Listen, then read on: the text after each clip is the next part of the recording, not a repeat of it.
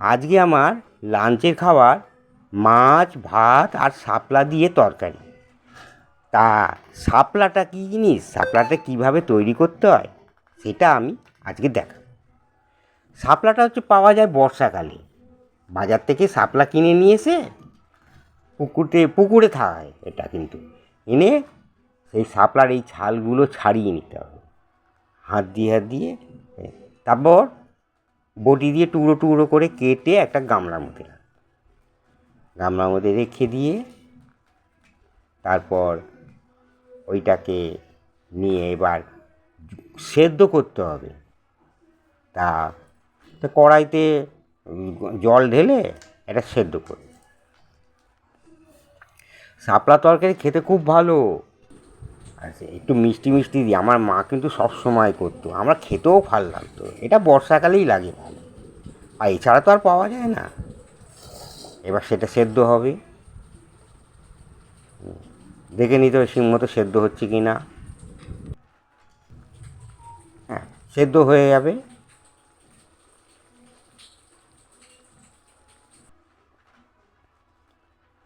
সেদ্ধ হয়ে যাওয়ার পর ওইটা একটা পাত্রের মধ্যে রেখে দেব। পাত্রের মধ্যে রেখে দিয়ে তারপর এবার আবার কড়াইয়ের মধ্যে তেল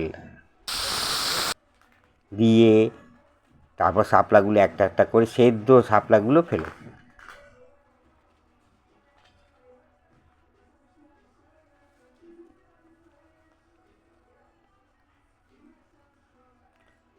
এটা কিন্তু বেশিরভাগ পূর্ব বাংলার লোকেদেরই ভালো লাগে খেতে। হ্যাঁ, ওরা এইসব জিনিস তো বোঝে। কচু শাপলা এই বর্ষাকালে এটা খাবার বলতে গেলে পূর্ব বাংলার লোকেদেরই খাবার, ওরাই জানে। হলুদ নুন দিয়ে নেড়ে তারপর আবার একটু চিনি দিই।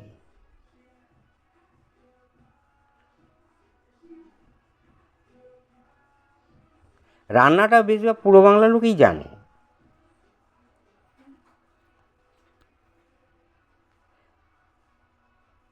একটু জল দিয়ে, হ্যাঁ, তারপর সর্ষে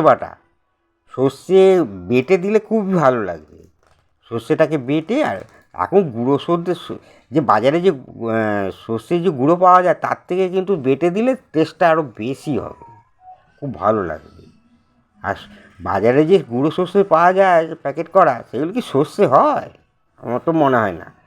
বেটে দেওয়াটাই সব থেকে টেস্টটা ভালো। চিনি দিয়ে নেড়ে এবার ঢাকা দিয়ে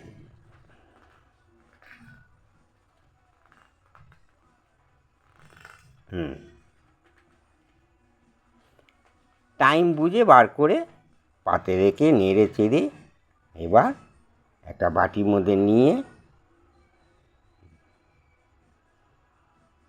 এবার একটা বাটিতে রেখে আর একটা বাটিতে মাছ ভাত, এইবার খাওয়া। এবার কেমন লাগে খেয়ে, শাপলা দিয়ে ভাতটা মেখে কীরকম খেতে লাগে সেটা তৈরি করে খাবেন। খেয়ে কেমন লাগে কমেন্টে জানাবেন। ভালো লাগলে সাবস্ক্রাইব।